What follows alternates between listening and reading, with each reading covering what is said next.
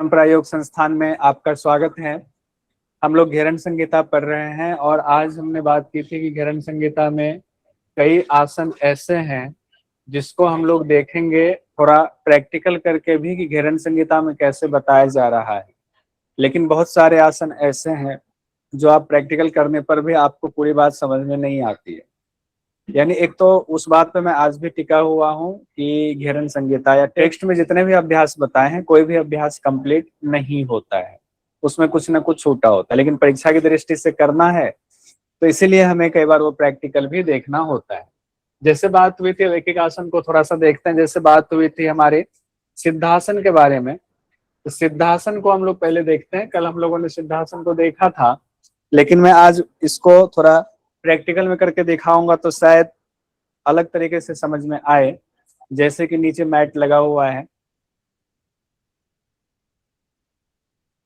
हाँ ठीक है। अब ये मैट लगा हुआ है तो सिद्धासन में क्या बताया गया है, दो तरीके होते हैं। घेरन संहिता में नाम उसका अलग है, देख लीजिएगा। जैसे एक पांव की एड़ी को हमने लगाया, कहां पर लगाया, शिवने स्थान, उसी को योनि स्थान कहते हैं। योनि स्थान कौन सा हुआ, लिंग और गुदा के बीच का स्थान हुआ। और उसी योनि स्थान में हमने लगाया एक एड़ी को। एड़ी को लगाने के बाद हमने क्या किया, ये एड़ी लग गया तो ये नीचे है, तो बट ऑब्वियस है कि हमारा मेढ्र जो है यानी लिंग जो है इस एड़ी के ऊपर आएगा। अब यहाँ पर घेरन ऋषि कह रहे हैं दूसरे एड़ी को ठीक उसी एड़ी के ऊपर रख देना है। और उसके बीच में कहा गया मेढ्र जो है मेढ्र बीच में आएगा, यानी मेढ्र के ऊपर कहा गया है कि मेढ्र के ऊपर रखना है। तो यही सिद्धासन में मेन विधि पांव की ये बताई गई है। और भूमध्य दृष्टि रखनी है, भूमध्य दृष्टि भी कहा गया है और जालंधर बंद भी बताया गया है।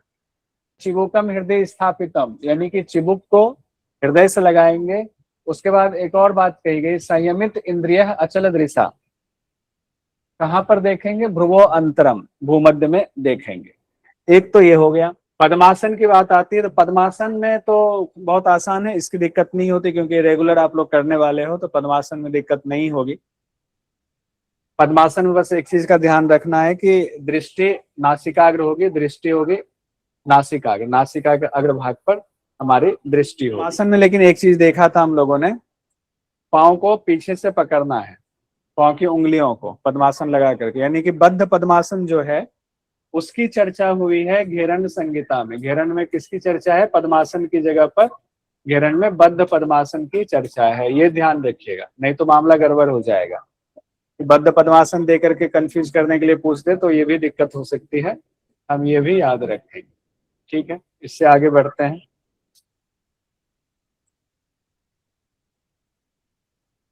हाँ, भद्रासन की चर्चा आई हुई है, हम लोग भद्रासन देख लेते हैं। भद्रासन में पहले क्या कहा गया था, गुल्फो च वृषण स्यादो व्युत क्रमेण समाहितः, दोनों एड़ी को अंडकोश के पीछे लगाना है और दोनों को क्या करना है, व्युत क्रमेण शब्द आया हुआ है यानी उल्टा करना है। और पांव के अंगूठों को कराभ्याम दोनों हाथों से पकड़ना है, पृष्ठ देश तक पीछे पकड़ना है। और इसमें कहा गया है नासिका पर ध्यान रखना है, नासिका के अग्रभाग पर ध्यान रखना है हुआ। लेकिन इसमें क्या कहा जा रहा है, भद्रासन में पलट करके रखना है व्युत क्रमेण। अब पलट करके हम लोगों ने रख दिया जैसे पीछे से, अब पलट के रखने के बाद दोनों अंगूठा को कहा गया है पलट करके रखा, पीछे पीछे रखा और दोनों अंगूठे को पकड़ लिया, ये बात कही जा रही है।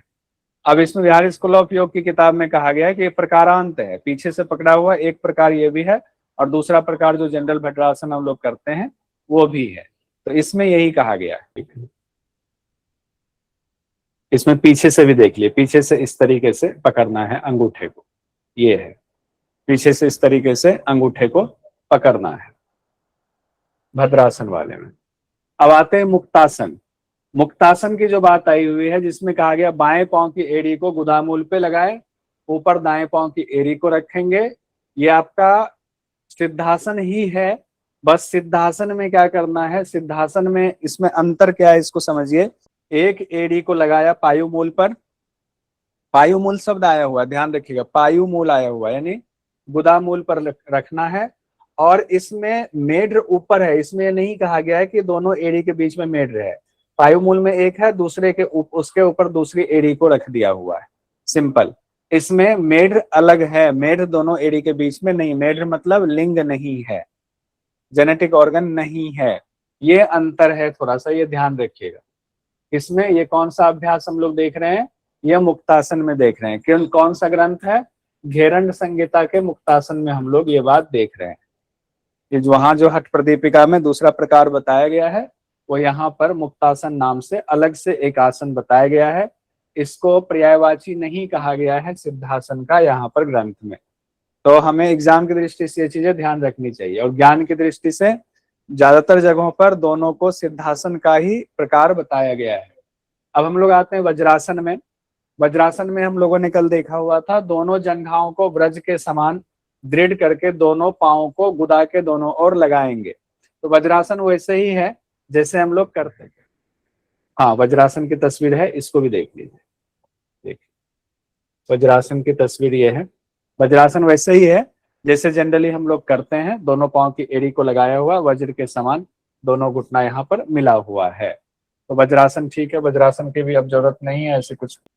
स्वस्तिक आसन में क्या कहा जा रहा है, कल बात हुई थी स्वस्तिक आसन की, उम्मीद है सभी लोगों को याद होगा। स्वस्तिक आसन में कहा गया था, दोनों जंघा और घुटना के बीच में, दोनों जंघा और घुटना के बीच में पादतल यानी तलवों को रखेंगे, शरीर को सीधा रखेंगे, यही स्वस्तिक आसन है। जिसमें ये वाली चीजें याद रखिएगा, ऋजुकाय समासीना वाला हो सकता है एग्जाम में इससे पूछे।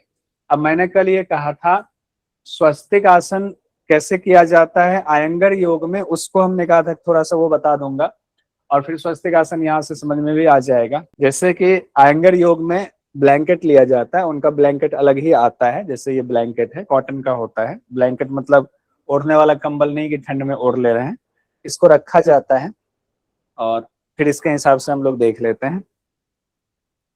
हाँ, नहीं तो पता चला ठंड वाला वो कंबल ले लिया तो दिक्कत ही होगी।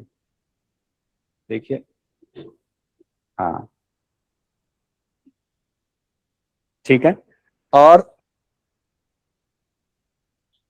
इसमें दो चीज, शरीर को सीधा रखेंगे, तलवों को रखेंगे, यही स्वस्तिक आसन है, सिंपल कहा गया। तो इसमें जो करते हैं डबल ब्लैंकेट लगाते हैं, मेरे पास है डबल भी, अभी हमने सिंगल लगाया हुआ है, और सिंपल कहते हैं दोनों क्रॉस लेग, दोनों क्रॉस ऐसे छिप गया हुआ है दोनों।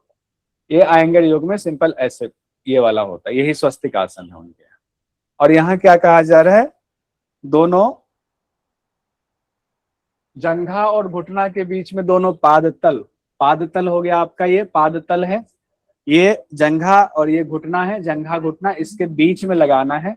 ये बीच में आपने रख दिया, अंदर से फिर इसको खींच लीजिए, दोनों पादतल आपका आ गया जंघा और घुटना के बीच में। ये कौन सा आसन हो गया, स्वस्तिक आसन हो गया। ये स्वस्तिक आसन जो यहाँ लिखा हुआ है। और आयंगर में स्वस्तिक आसन, ब्लैंकेट पर बैठे, क्रॉस लेग कर लिया, ठीक है, जंघा घुटना के बीच में। अब ये दो तरीके से यहाँ पर हो गया। तो अगर प्रैक्टिकल करके थोड़ा देख लेते हैं तो चीजें आसान हो जाती है। स्वस्तिक आसन की यहाँ तस्वीर है। सिंहासन, सिंहासन हम लोगों ने देख लिया हुआ था, सिंहासन में कोई बहुत वो नहीं है। सिंहासन में सीधे ही कहा गया, दोनों पांव की एड़ियों को व्युत्त क्रम करके पीछे करके उल्टा करके अंडकोश के नीचे लगाएंगे, और दोनों घुटनों के मूल को जमीन पर स्थापित करेंगे। तो दोनों घुटनों का मूल जो है वो जमीन पर स्थापित है। दोनों हाथ को कहा गया है घुटनों के ऊपर रखेंगे, मुख को फैलाएंगे, मुख को फैलाएंगे, जालंधर बंद लगाएंगे और नासिका के अग्रभाग पर देखेंगे।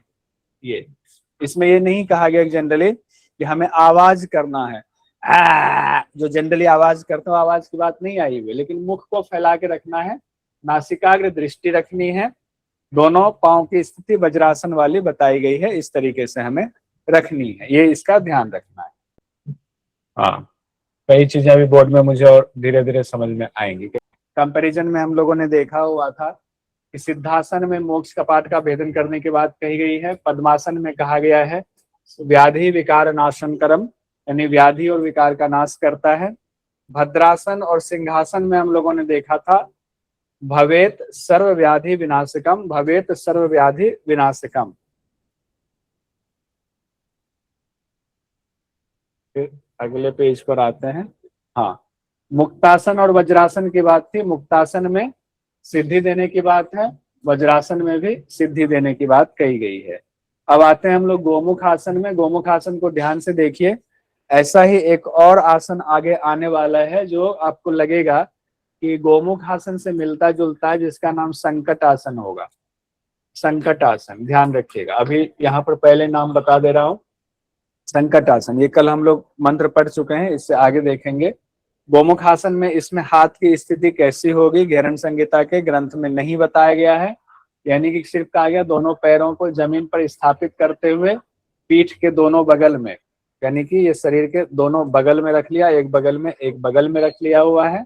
शरीर को स्थित रखें जिससे कि गाय के मुख की ये आकृति बन गई हुई, गाय के मुख की आकृति बन गई हुई है, ये कहा गया। आगे हम लोग देखेंगे इससे वीरासन। वीरासन की बात हो रही थी कल कि वीरासन कैसे करते हैं। तो वीरासन की तस्वीर हमने दिखाया था, आज इसको हम ऐसे करके दिखाते हैं। वीरासन दो तरीके से होता है, एक तो इसमें जो कहा जा रहा है उसका वीरासन देख लीजिए। पोजीशन की बात नहीं है, सिर्फ पांव की बात हो रही है कि इस तरह से पांव रखा हुआ है।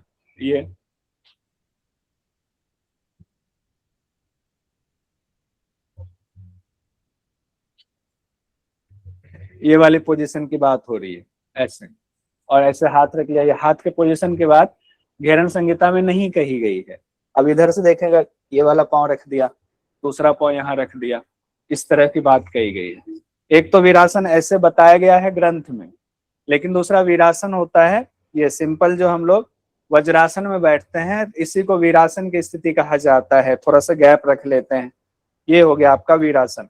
पाँव में भी थोड़ा सा गैप रख लिया, मिली हुई है। ये वीरासन है किसमें, ये है आपको आयंगर योग में और अष्टांग विन्यास में इसको वीरासन किया जाता है। और जो हम आगे लेट जाते हैं तो आगे लेटने को अधोमुख वीरासन कहा जाता है। हालांकि क्वेश्चन में थोड़ा बहुत सारा इम्प्रोवाइजेशन होता है, बहुत अच्छे से कराया जाता है, मतलब सिंपल एक वो बता रहा हूँ, इसी में अधोमुख हो जाएंगे, अधोमुख वीरासन हो जाता है। एक वीरासन अभी हमने ये वाला देखा, लेकिन ऊपर वाला बताया गया है।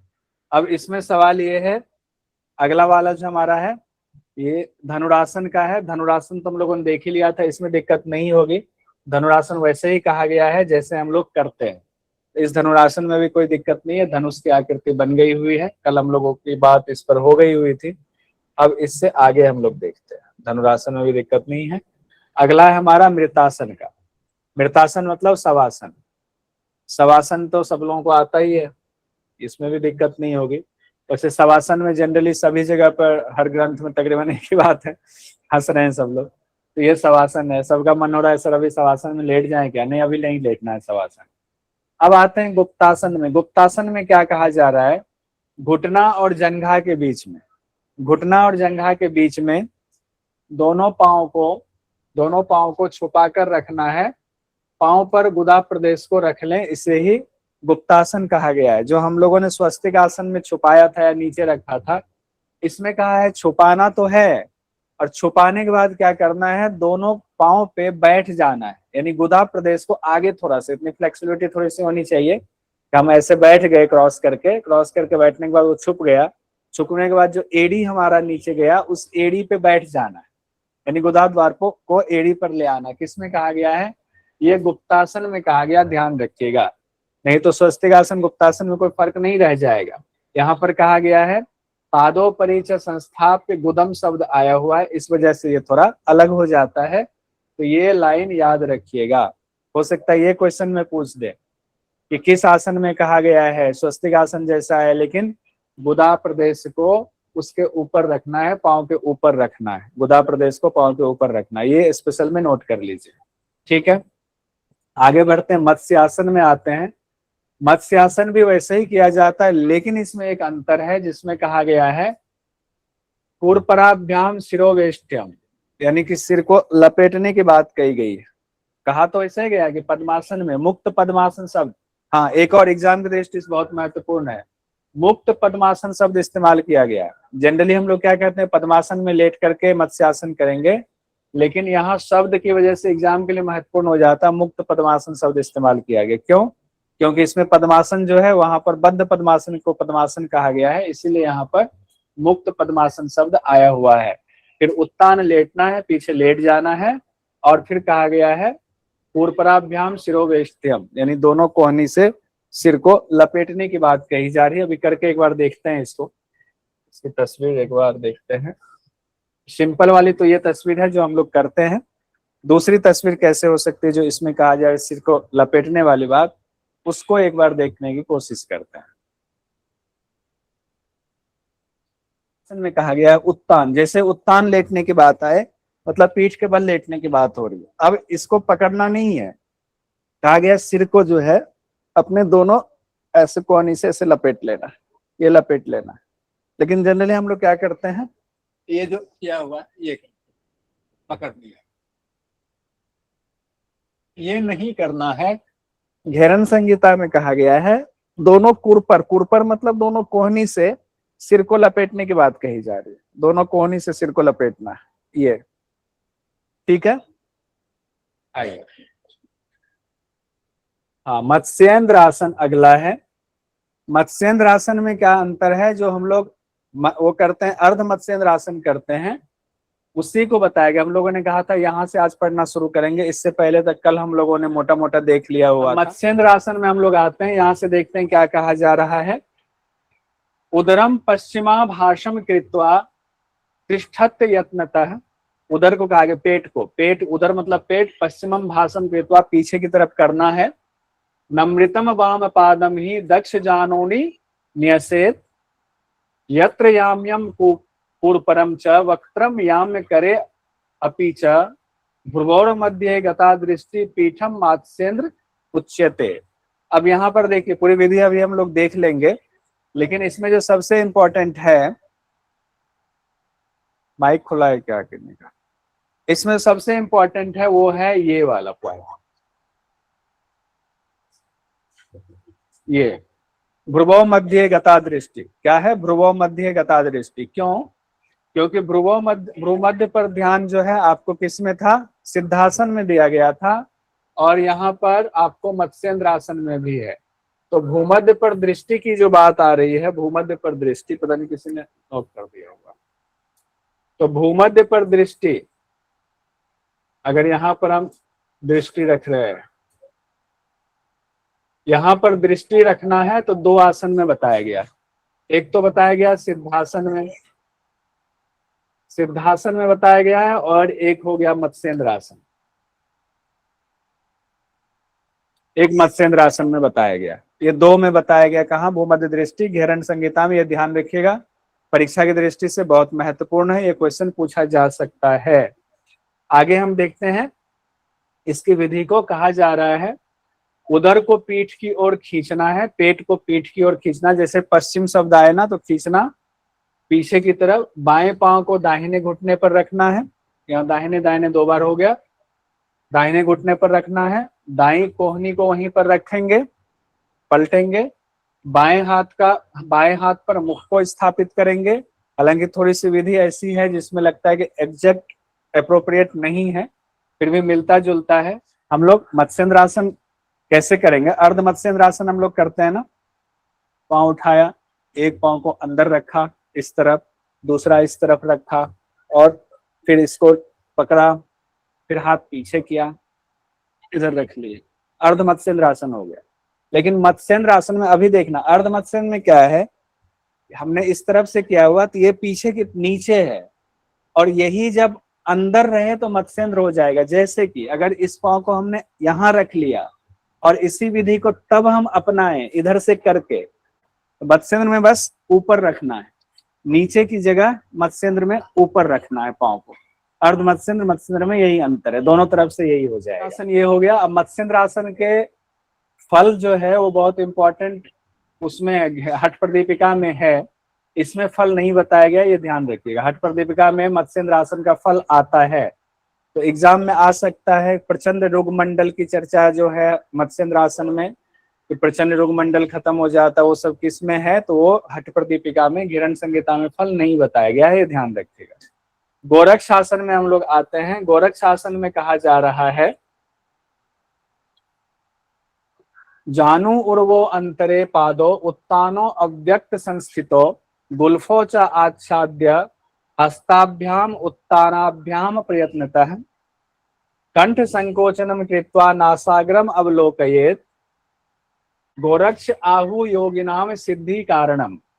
दोनों जांघों और घुटनों के बीच में, दोनों जांघ और घुटनों के बीच में दोनों पैर के पंजों को इस तरह रखेंगे कि वो छुप जाए। हथेलियों से दोनों एड़ियों को ढक लेंगे, हथेलियों से दोनों एड़ियों को ढक लेंगे। कंठ का संकोचन करेंगे, नासिका पर दृष्टि रखेंगे। गोरक्षासन सिद्धि प्रदान करने वाला है। अब यहाँ पर तीन बातें आ गई, तीन आसन मिलता जुलता हो गया। एक आसन हम लोगों ने पढ़ा हुआ था स्वस्तिक आसन, और एक हम लोगों ने पढ़ा स्वस्तिक के बाद अभी थोड़ी देर पहले हम लोगों ने पढ़ा, कौन सा आसन पढ़ा, कौन सा, कोई बताएंगे ना? और गुप्तासन पढ़ा, गुप्तासन पढ़ा, एक स्वस्तिक आसन पढ़ा। गुप्तासन में क्या था, पांव के ऊपर गुदा को रखने की बात थी, ध्यान दीजिएगा, मैंने कहा था उसको नोट करना है स्पेशल डायरी में। स्वस्तिक आसन में बैठने की बात नहीं थी कि हम पांव पर बैठेंगे, बस उसको कहा था कि दोनों के बीच में रखना है, जंघा और घुटना के बीच में रखना है। इसमें कहा गया नहीं, पाद तल को जंघा घुटना के बीच में रखना है और पांव पर बैठना है, गुदा को रखना है। गुदा को रखने के बाद गुप्तासन में आ गया। तीसरा गोरक्षासन में क्या कहा जा रहा है, दोनों जंघा घुटना यहाँ भी है, दोनों पैरों को उसके पंजों में रखना है, लेकिन एक बात स्पेशल निर्देश है, इस तरह से रखना है कि छुप जाए। इन दोनों में भी छिप रहा है, लेकिन इसमें यह नहीं कहा गया इस तरह से रखना है कि छिप जाए। शब्दों को पकड़िए, छिप जाए। एक तो इसमें गोरक्षासन में छिपने की बात कही गई है, दूसरी जो अलग बात है वो कहा गया हथेलियों से दोनों एड़ियों को ढक लें, दोनों एड़ी को कहा गया हथेली से ढक लें। यानी इसका मतलब है कि एड़ी थोड़ा बाहर जो निकला रहता है छुपाने के बाद, उस एड़ी को हाथ से ढक लेंगे, तो थोड़ा सा अंतर हो गया इसमें। अब ये गोरक्ष हो गया, इसको हम लोग कंपैरेटिव में भी देख लेंगे, जो अंतर है तीनों का वो कंपैरिजन वाला बना लीजिएगा। अभी जितनी बातें कह रहा हूं दोबारा ये मत कहिए कि समझ में नहीं आया कि क्या उसमें अंतर है। अंतर साफ साफ है। एक में कहा गया है कि जंघा और घुटना के बीच में पांव को रखेंगे, दूसरे में कहा गया जंघा घुटना के बीच में रखेंगे लेकिन पांव के ऊपर गुदा को रखेंगे, तीसरे में कहा जा रहा है जंघा घुटना के बीच में पांव को इस तरह रखेंगे कि छुप जाए।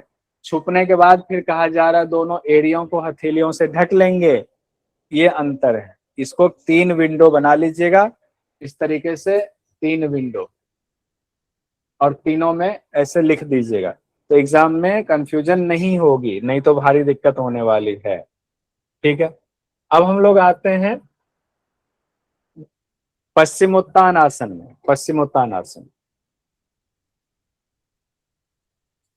पश्चिमोत्तान आसन में क्या कहा जा रहा है, 16वां आसन है घेरन संहिता का। प्रसार्य पादो भुवि दंड रूपो विन्यस्य भालम चिति युग्म मध्य यत्नेन पादो च धृतो कराभ्याम तत् पश्चिमोत्तान सिंहासनम स्यात्। तत् पश्चिमोत्तान आसनम, पश्चिमोत्तान आसनम स्यात्। यानी कहा जा रहा प्रसार्य पादो, दोनों पांव को ऐसे प्रसारित कर देना है। प्रसारित करने कैसे करना है, दंडासन के रूप में करना है। यहाँ दंडासन का इंपॉर्टेंस है, दंडासन में दोनों पांव को रख देना है। और फिर कहा गया विन्यसत भालम, भाल कहा गया है इसको फोरहेड को, फोरहेड को कहाँ रखना है, घुटने पर रखना है। ये ध्यान दीजिएगा, फोरहेड कहाँ रखना है, घुटने पर फोरहेड को रखना है। जनरली जब हम लोग पश्चिमोत्तान आसन करते हैं तो हमारी कोशिश ये होती है कि अगर ये पाँव है और ये घुटना है तो हमारा जो है, इसको रखें, हमारा सिर जो है घुटने से आगे लगे ताकि स्पाइन हमारा खींचे। जनरल हम लोग जो अभ्यास करते हैं यही अभ्यास करना, ताकि हमारा कर्व ना बने, डोम ना बने हमारे स्पाइन पर, ये होता है। लेकिन यहाँ पर मैंने कहा ना अभ्यास में बहुत कुछ छिपा हुआ है। यहाँ सिंपल सा कहा जा रहा है कि घुटने पर रखना है। विन्यस्य भालम चिति युग मध्य, युग मध्य मतलब दोनों घुटना के जो मिलन हो रहा है उसके बीच में रखना है ताकि बैलेंस में रहे। तो हम लोग जो करते हैं यहाँ पर, ये मैं नहीं कह रहा हूँ कि आपको यहीं रखना है, आपको तो पूरा स्पाइन देखिए इसका डोम बन गया, ये डोम नहीं बनना चाहिए। ये आगे जब रखेगा तब ये डोम नहीं बनेगा, ये सीधा होगा, ये ध्यान रखिए। लेकिन वो जब प्रैक्टिकल आप कर रहे हैं तब के लिए है, लेकिन एग्जाम के लिए यही रखना पड़ेगा। ये पश्चिमोत्तान आसन हमारा है। अब इसमें इसको छोड़ देंगे, इसमें फल नहीं बताया गया पश्चिमोत्तान आसन में। अब हम लोग आएंगे उत्कट आसन में। उत्कट आसन बहुत सिंपल बताया गया है। जनरली उत्कट आसन में हम लोग चेयर पॉज की तरह बैठते हैं, उसको उत्कट आसन कहते हैं। यहाँ भी कहा गया, लेकिन इसमें नीचे कहा गया, थोड़ा सा ज्यादा नीचे बैठने के लिए। अभी करके भी दिखा देंगे, पहले देखते हैं, अगर तस्वीर है तो आपको दिक्कत नहीं होगी। उत्कट आसन में देखिए क्या कहा जा रहा है। अंगुष्ठाभ्याम अवष्टभ्यम धराम गुल्फो चक्षे गतो तत्रोपरि गुदम न्यस्य विज्ञेयम उत्कट आसनम। अब इसमें थोड़ा सा अंतर है, जो हम लोग उत्कट आसन करते हैं और यहाँ जो उत्कट आसन बताया जा रहा है, थोड़ा सा अंतर। क्या अंतर है उसको समझना है। अंगुष्ठाभ्याम, दोनों अंगुष्ठाभ्याम अवष्टभ्यम धराम, यानी दोनों अंगुष्ठ को रखना है कहाँ, जमीन पर, यानी कि एड़ी ऊपर उठी रहेगी। दोनों अंगुष्ठ जमीन पर है, एड़ी ऊपर उठी रहेगी। गुल्फ कहाँ रहेगा, गुल्फो च खे गतो, एड़ी मतलब दोनों गुल्फ, खे मतलब ऊपर आसमान में, आकाश में, खे मतलब आकाश में उठी रहेंगी दोनों एड़ी। तत्रोपरि, उस एड़ी पर, गुदम न्यस्य, उस एड़ी पर गुदा को रखेंगे। यही उत्कट आसन के नाम से इसी को जाना जाता है। मेरे ख्याल से यहाँ तस्वीर मैंने लगाई थी। सिंपल सी बात कही जा रही है।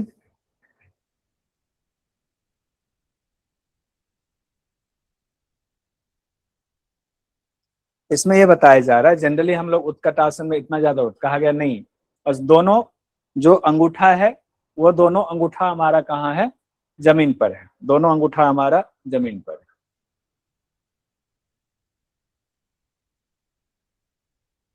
दोनों अंगूठा जमीन पर है, देखिए। और एड़ी उठी हुई, एड़ी कहाँ है, खे में है, आसमान में है। और एड़ी पर कहा गया है गुदा को रखना है, एड़ी पर। हाथ का पोजीशन नहीं बताया गया कि हाथ का पोजीशन साइड रहेगा, नमस्कार स्थिति में रहेगा, जंघा पर रहेगा, नहीं बताया गया। लेकिन अंगूठा धरा पे होगा, एड़ी खे में होगा, और गुदा हमारा एड़ी के ऊपर होगा, ये कहा गया है। सिंपल। ये इधर से भी देख लीजिए और यहाँ भी देख लीजिए, एड़ी उठी हुई है। ठीक है, ये कहा गया उत्कट आसन, इसको उत्कट आसन कहा हुआ है। ठीक है, आइए। पीडीएफ बनाने में कई बार इधर उधर हो जाता है। अब अगला है हमारा, अगला अभ्यास है संकट आसन का। अगला क्या है, संकट आसन। संकट आसन कैसे किया जाता है, इसी की चर्चा हो रही थी। मैंने कहा था एक आसन से मिलता जुलता होगा, उसी को देखिए। वाम पाद चित्तेर मूले विन्यस्य धराणि तले पाद दंडेन याम्येन वेष्टेत पाम वेष्ट वेष्टयेद वाम पादकम। वाम पाद से वेष्टन मतलब होता है लपेटना। वेष्टयेत वाम पादकम जानु युग में कर्म कर युग में तम संकट आसनम। कर युग में तम संकट आसन, कर मतलब हाथ से भी जो है दोनों जानु युग पर दोनों हाथ को रखेंगे। पहले विधि देखिए। बाएं पैर को घुटने को, वाम पादम, बाएं पांव के घुटने के अग्रभाग को कहाँ, विन्यास, जमीन पर रखना है। बाएं पांव के अग्रभाग को पहले जमीन पे हमने रख दिया, अभी करके दिखाते हैं। रख दिया, फिर कहा गया पाद दंडेन याम्येन। अब जो दूसरा पांव है उस पांव से कहा गया है वेष्टयेत वाम पादकम, यानी कि दूसरे पांव से दंड के समान पहले फैलाइए और फिर उसको लपेट दीजिए, वेष्टयेत कहा गया। लपेटने के बाद क्या कहा गया है, जानु युग में, जानु मतलब घुटना, दोनों घुटने पर कर युग में तम, दोनों हाथों को रखेंगे। यही संकट आसन है। बाएं पैर के घुटने के अग्रभाग को जमीन पर स्थापित करें, फिर दाहिने पैर से बाएं पैर को लपेट लें और घुटनों पर दोनों हाथ को रखेंगे। यही संकट आसन है। ये हमने कहा था आपसे कि गोमुख आसन वाला, गोमुख आसन, गोमुख आसन में भी ऐसे ही है, लेकिन गोमुख आसन में हाथ की स्थिति तकरीबन नहीं बताई गई है, ये ध्यान दीजिएगा।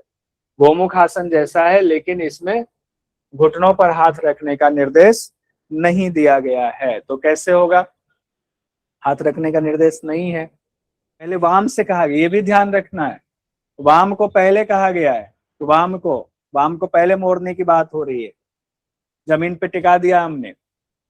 अब जो राइट वाला है उससे वाम को लपेटने की बात की गई है, लपेटने की। अब लपेटने में हो सकता है इतना लपेटा चला जाए, किसी फ्लेक्सिबिलिटी हो, ये अंदर तक चला जाए, ऐसे लपेट करके, हो सकता है कि ये स्थिति हो जाए, लेकिन मेरा नहीं हो रहा है, तो हम गोमुख आसन से मिलता जुलता ही इसको मान करके चल रहे हैं। लपेट लिया, लेकिन लपेटने के बाद हाथ को रखना है घुटने पर, हाथ को घुटने पर रखना है। अब ये नहीं कहा गया राइट हाथ को लेफ्ट पर कि लेफ्ट को राइट पर, ये नहीं कहा गया है। दोनों घुटनों पर दोनों हाथ को कहा गया है कि दोनों घुटनों पर दोनों हाथ को रखेंगे।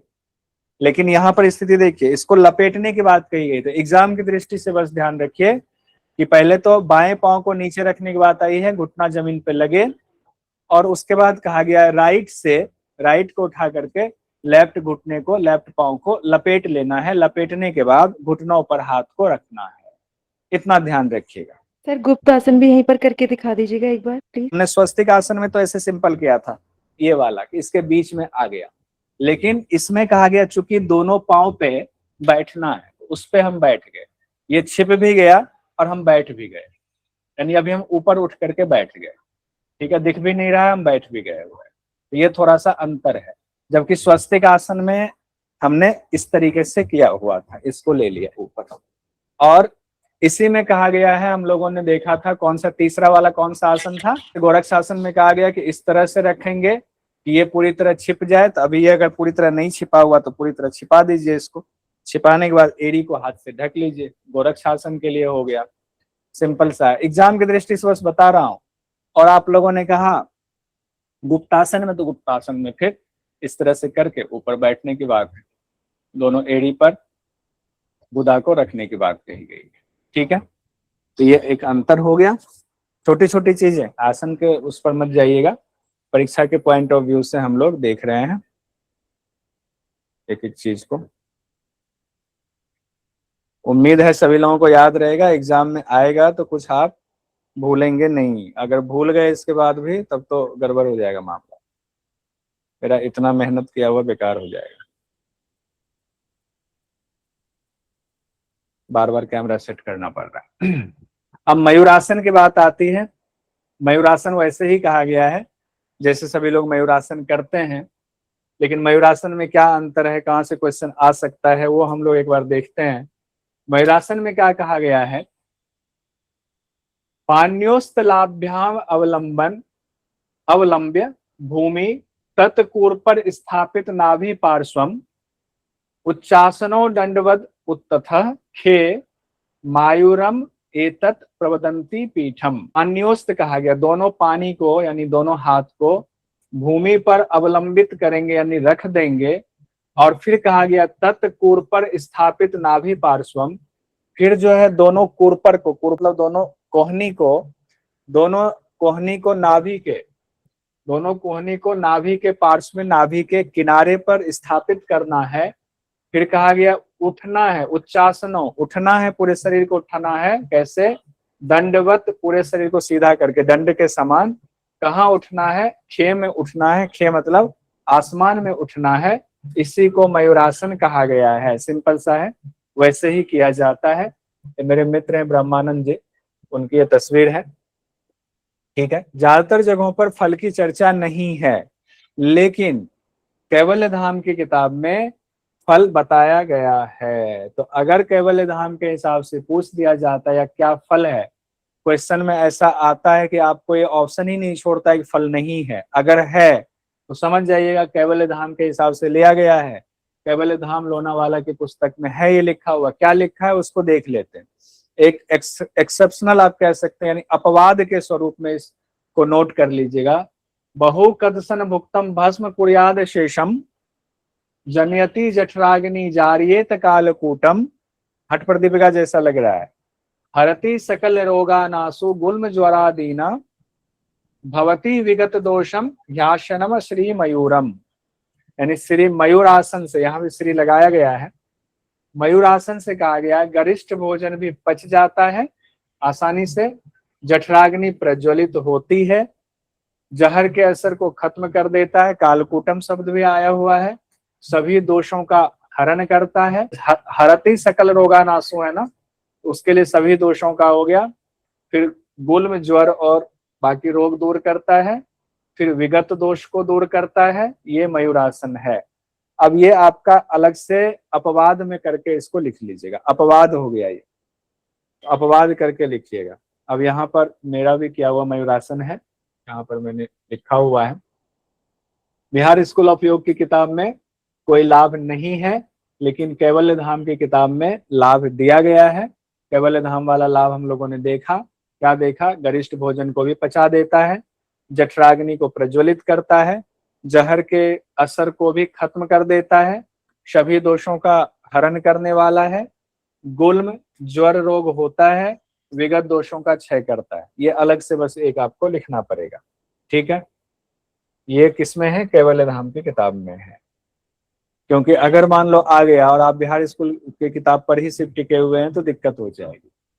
अगला है 20वें नंबर पर कुक्कुट आसन की चर्चा है। कुक्कुट मतलब हो गया वो क्या कहते हैं उसको? मुर्गा। मुर्गे को कुक्कुट कहते हैं ना संस्कृत में, कुक्कुट आसन। पद्मासनम समासाध्य। अब यहाँ पद्मासन लगाने की चर्चा आई हुई है।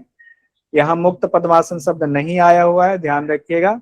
मत्स्यासन में मुक्त पद्मासन शब्द आया हुआ था। कहाँ था मुक्त पद्मासन शब्द? मत्स्यासन में था।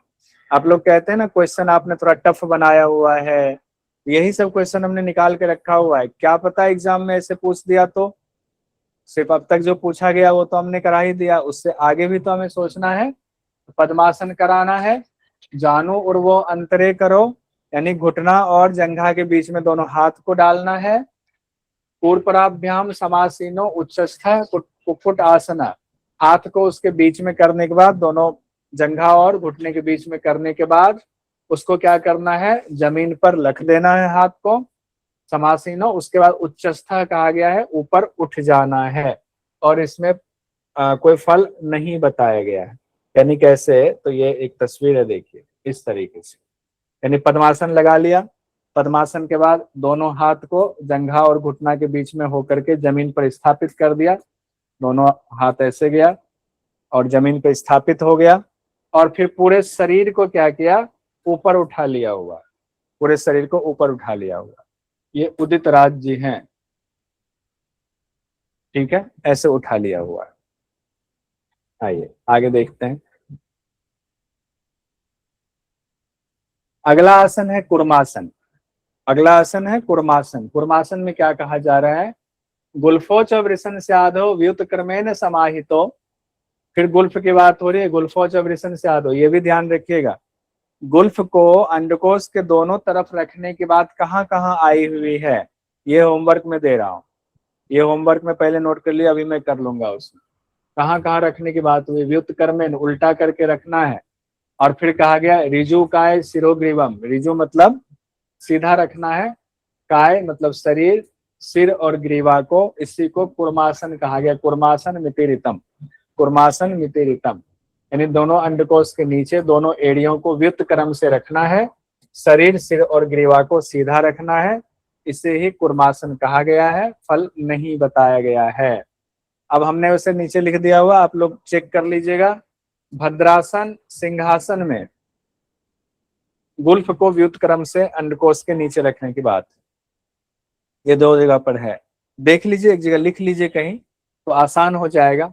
जैसे देखिए कुर्मासन, ये सामने से बैठने पर तो सिंपल दिख रहा है, इधर से हम बैठ करके दोनों एड़ी पर बैठ गए, ये हो गया। और ऐसे ही हमें गुप्तासन में भी इसी से मिलता जुलता अभ्यास लग रहा था, लेकिन दोनों में अंतर होगा। भले ही शाब्दिक तौर पर मंत्र के हिसाब से अंतर बहुत समझ में नहीं आता है, गुरु के पास जाएंगे तो शायद अंतर समझ में आएगा कि नहीं, उसमें इसमें क्या डिफरेंस है। इसीलिए मैं कहता हूँ बिना गुरु के एग्जैक्ट ज्ञान नहीं होता है, शास्त्रगत सिर्फ शब्दों को पढ़ करके नहीं जा सकते हैं। लेकिन इसमें ऐसा कहा गया है, ये एड़ी पीछे है, ठीक है, पलट करके रखना है, सिंपल कुर्मासन में ये कहा गया है। लेकिन यहाँ वृषण स्याधो शब्द आया हुआ है, जो गुप्तासन में नहीं आया हुआ है, ये ध्यान रखिए। युत क्रमेण शब्द भी है और प्लस वृषण स्याधो भी है। अब यहाँ उत्तान कुर्मासन है। उत्तान कुर्मासन, उत्तान मतलब लेटना पीठ के बल। कुक्कुट आसन में स्थित होकर के, कुक्कुट आसन बंधस्थम कराभ्याम दृढ़ कंधरम। कुक्कुट आसन में कहा गया आकर के दोनों कंधे को पकड़ लेंगे। और फिर कहा गया है पीठम कुर्मबद उत्तानम एतत उत्तान कुर्मकम। अभी जो हम लोगों ने ऊपर देखा हुआ था आसन, जिसमें कुक्कुट आसन किया हुआ था, अब उसी में कहा ऊपर नहीं उठना है, अब जमीन पे लेट जाइए और जमीन पे सीधा बैठिए, पहले हाथ को पूरा पकड़ लीजिए कंधे को और पीठ के बल पूरा लेट जाइए। कैसे कहा गया है पहले देख लीजिए। ये है। इस आसन में भी जो ये आसन आपको दिख रहा है कंप्लीट नहीं है, लेकिन ठीक है, उतनी फ्लेक्सिबिलिटी नहीं है हुई अभी। इसको हाथ यहाँ आना है, दोनों इसको कंधे पे लाना है, दोनों तरफ के हाथ को कहाँ लाना है, कंधे पर लाना है, यहाँ तक लेकर आ पाए। उदित जी से मैंने ये फोटो बनवाया था, तो इसी तरीके से ये कहा गया है। ठीक है, ये कौन सा है, उत्तान मंडू, उत्तान कुर्मासन, उत्तान कुर्मासन, कुक्कुट आसन में उत्तान कुर्मासन है, ये ध्यान दीजिए।